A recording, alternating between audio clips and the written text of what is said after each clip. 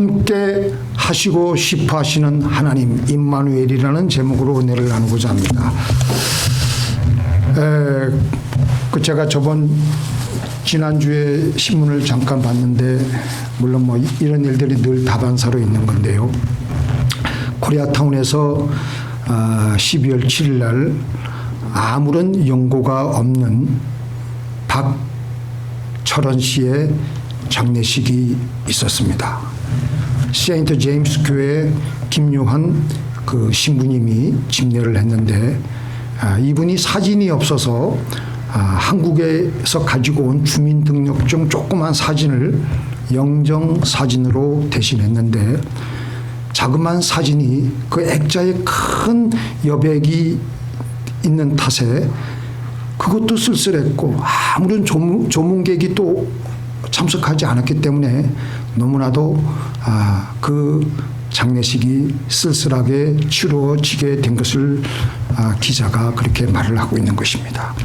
이 박 씨가 어떻게 됐냐면, 지난 12월 4일 날 LA 코리아타운의 갤러리아 마켓 4층 주차장에서 뛰어내려서 자살을 했는데요. 이분이 일찍이 2021년 LA 국제공항 인근에서 쓰러진 채 발견되어서 병원으로 옮겨져서 치료받고 LA 총영사관에 인계되어서 이 김 신부님이 운영하는 쉘터로 그렇게 인도가 되었는데, 그 김 신부님이 이제 이런 말을 합니다. 반신불수로 이분이 늘 고생을 했는데 그날 아침 일찍 쉘터를 나간 뒤에 스스로 목숨을 끊었다고 합니다. 쉘터에 온 후 메디컬 혜택도 받고 삶이 좀 풀리는가 했는데 라고 하면서 그 김 신부님은 안타까워했습니다. 그래서 보통 그 쉘터에서 이분이 사람들이랑 잘 어울리지 않았고요. 뭐 찾는 이도 없고 가족도 없으니까 말없이 혼자 술을 마시면서 외롭게 그렇게 삶을, 마지막 그 짧은 그 순간의 삶을 그 김 신부님이 그렇게 전해주는 것이었습니다.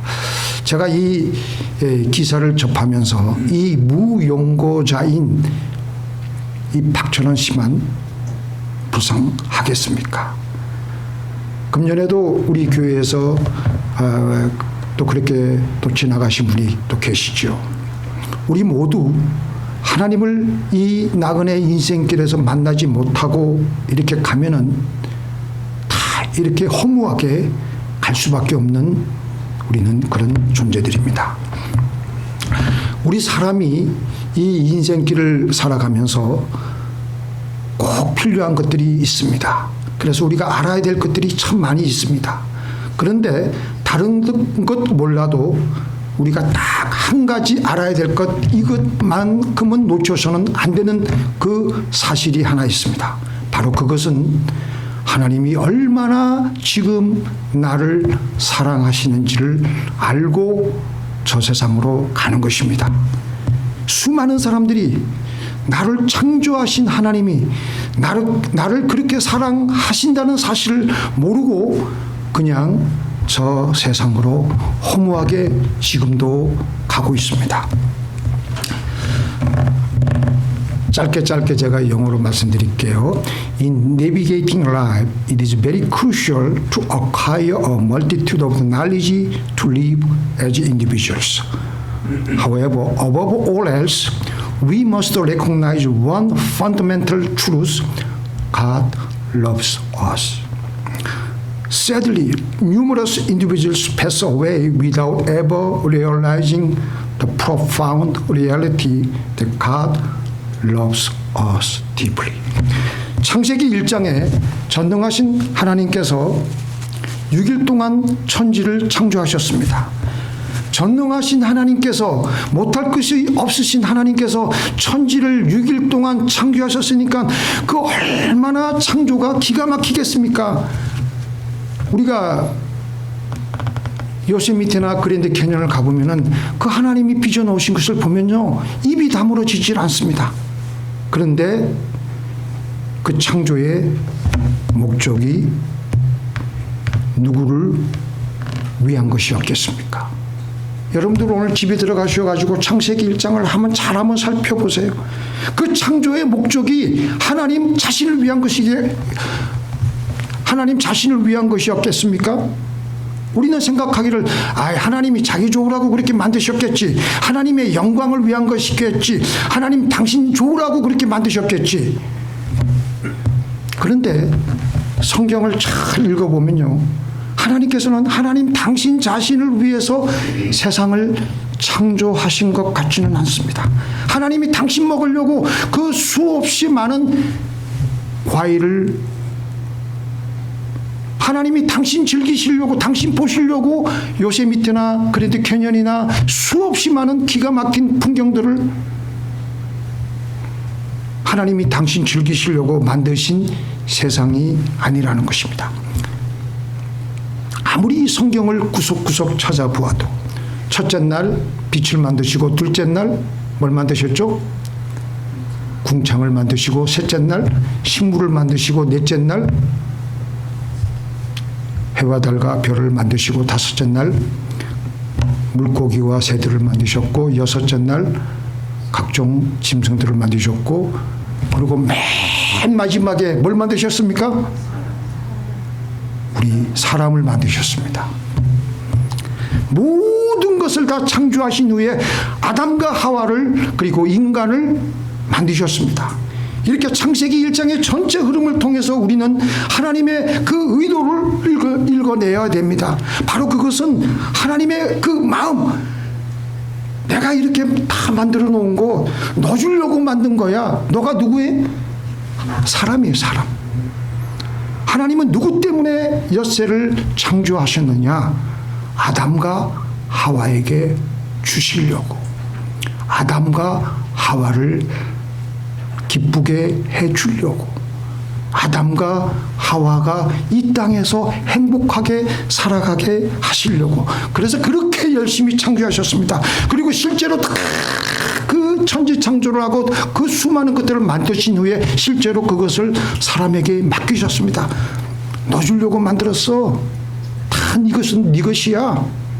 이것 가지고 정말 행복하게 이 땅을 충만하게 번성을 누리며 행복하게 살아가야 돼. 그래서 이 창조의 목적이 뭐예요? 창조의 목적은 사람입니다. 하나님의 천지 창조는 사람을 위한 것입니다. 한 걸음 더 나아가서 하나님의 존재 목적도 사람입니다. 무슨 이 뚱땡지 같은, 성경 전체를 통해서 보면요, 하나님의 존재 목적은 우리 사람입니다. 사람이라는 것을 알 수가 있습니다. 왜? 하나님은 우리를 사랑하신다고 말씀하셨기 때문에. The purpose of creation is false. God's creation of heaven and earth is intended for our benefit. God created everything for us. Furthermore, God exists for us. This may sound dangerous, but throughout the Bible we can see that the purpose of God's existence is for our well-being because God loves us. 자, 그러면 사랑이 무엇입니까? 눈물의 씨앗입니까? 사랑은 눈물의 씨앗. 그 세상 사람들은 그렇게 말하는 것이죠. 그건 진정한 사랑은 아니에요. 사랑은 사랑의 대상을 목적으로 삼는 것입니다. 정말 내가 누구를 사랑할 때 내가 목적입니까? 누구가 목적입니까? 그가 목적입니까? I love him. 영어가 더 편해요. I love him. 바로 그가 목적입니다. 나는 뭡니까? 나는 그 목적을 위한 수단과 도구일 뿐입니다. 그게 바로 사랑이에요. 그게 안 되면 그것은 사랑이라고 칭할 수가 없습니다. 요한일서 4장 16절 보니까 하나님이 우리를 사랑하시는 사랑을 우리가 알고 믿었노니 하나님은 뭐라고요? 사랑이시라. 사랑 안에 거하는 자는 하나님 안에 거하고 하나님도 그 안에 거하시느니라. 하나님은 사랑이시라고. 하나님은 누구를 사랑하신다고요? 하나님은 사랑이신데 그 대상이 누구입니까? 다른 천지 만물? 하나님은 하나님의 형상대로 지음받은 우리를 목적을 삼으시고 우리를 사랑하십니다. 부모들은 자기 자녀가 속을 새겨도 사랑합니다.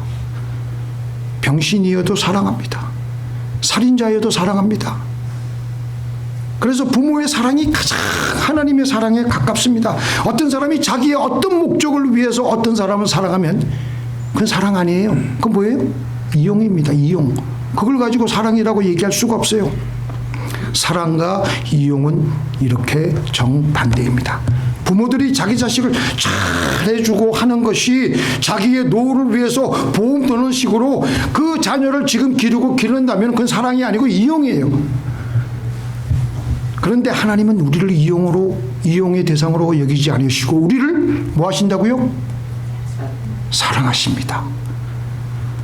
하나님이 우리를 사랑하시기 때문에 우리는 하나님의 존재 목적입니다. 하나님은 나 때문에 나를 사랑하기 위해서 존재하시는 분이십니다. 실제로 하나님이 하시는 모든 일이 다 사람을 위하는 것입니다. 그래서 창조의 목적과 하나님의 존재의 목적이 바로 사람입니다. 이렇게 하나님께서 우리를 목적 삼으시고 사랑하신 가장 확실한 증거가 바로 성탄의 사건이에요. 하나님은 천지 창조를 하시며 아담과 하와가 에덴 동산에서 잘 즐기시기를 바랬는데 아담과 하와가 그 하나님의 사랑을 몰라주고 외면하고 타락함으로 영원히 죽게 되었을 때 하나님은 바로 약속하셨습니다. 예수님을 보내주시겠다고. 왜냐하면 우리를 사랑하시기 때문에. 그래서 수천 년 동안 하나님의 백성들은 메시아를 기다렸습니다. 마침내 때가 되어서 평화의 왕이신 그 메시아신 예수님이 이 땅에 오셨습니다. 사람들은 그때 기대했을 것입니다. 왕 중의 왕이신 예수님이 오실 때 큰 소리로 천군 천사를 대동해서 빵빠레를 울리고 등장하고 하늘에서 천사들이 내려와 선포하고 화려한 천사들의 무리가 메시아의 탄생을 찬양하며 그 놀라운 버킹엄 그 왕실 같은 데서 그냥 마이크를 틀어놓고 그러면서 왕의 탄생을 선포해야 될 저인데 그렇게 우리가 기대했을 것인데 예수님은 그렇게 오지 않으셨습니다. 예수님은 너무나도 형편없이 이 땅에 오셨습니다. 어느 베들레헴 근처에 이름 없는 들판에서 양치는 가장 천한 신분인 그 목자들에게 예수님의 탄생이 먼저 전해졌습니다. 그리고 예수님이 아까 우리가 찬양했듯이 말의 먹이통인 구유에 누워 있었습니다. 바로 이 자리에서 아기 예수님이 눕히셔서 이 구유는 낙이나 말 그리고 소와 같은 짐승들의 먹이를 주는 통인데요. 그러니까 이 아기 예수님의 몸에서도 목자들에게서 나는 지저분한 짐승 냄새, 가축 냄새가 막 났을 것입니다. 하나님의 아들이신 예수님의 탄생과는 어울리지 않는 정말 초라한 탄생이었습니다. 이렇게 하나님이신 예수님이 인간이 되셔서 이 땅에 내려오셨습니다. 내려오신 예수님은 어떤 수모를 당하셨습니까? 왕따를 당하시고요, 수모를 당하시고요, 사람들로부터 낭떠러지에 떨어지게 될 정도의 봉변도 당하셨습니다. 제가 한 말씀 읽어드릴까요? 그래서 그들은 들고 일어나 예수를 동네 밖으로 내쫓았다. 그들의 동네가 산 위에 있으므로 그들은 예수를 산벼랑까지 끌고 가서 거기에서 밀쳐 떨어뜨리려고 하였다. 그러나 예수께서는 그들의 한 가운데를 지나서 떠나가셨다. 그리고 작대기로 머리를 맞으셨고요, 침배춤을 당하고 주먹으로 얻어맞으시고요, 손바닥으로 뺨을 맞으시고요, 십자가에 달리우실 때는 옷을 다 벗기움을 당하시고 마지막에는 십자가에서 그렇게 모든 물과 피를 다 우리를 위해서 쏟고 죽으시고 가신 것입니다.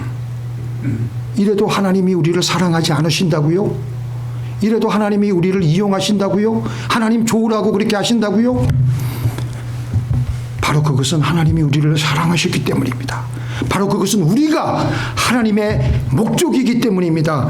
그래서 만왕의 왕 온 우주의 주인이신 하나님이 이런 수모를 마다하지 않으셨던 것입니다. 나를 사랑하니까, 하나님은 나 때문에 계시는 분이시니까, 그래서 나는 하나님의 존재 목적입니다. 하나님은 나 때문에 지금 계시는 분이십니다. 이 귀중한 사실을 사람들은 놓치고 허무하게 저 세상으로 가고 있습니다. 하나님은 나 때문에 계십니다. 이것만, 이 소식만, 이 사실만 우리가 알아도 가슴이 짜릿하지 않습니까? 내가 힘들어할 때마다 눈물을 흘려가며 아버지 보좌 옆에서 기도해 주시고, 지금도 성령 하나님은 내가 가장 힘들고 눈물을 지으려고 할 때마다 나에게 용기를 주시고 격려를 하시고 가장 좋은 길로 인도하십니다. 우리가 성경책을 읽을 때, 우리가 찬양을 할 때도 하나님이 나를 목적 삼고 사랑하신다는 사실을 모르고 그냥 읽으면요, 이거 수면제로 썼나? 졸릴 수밖에 없어요. 그 사실을 모르고 그냥 읽으니까, 좋다고 하니까 무조건 읽으면은 이게 나에게 와닿질 않습니다. 그러나 하나님이 나를 목적 삼고 나를 죽기까지 사랑하시고 나를 살리기 위해서 당신은 철저하게 수단이 되셔서 죽기까지 한 그 사랑을 우리가 깨닫는다면 이 말씀이 왜 가슴에 깨달아지지 않을 수가 있겠습니까?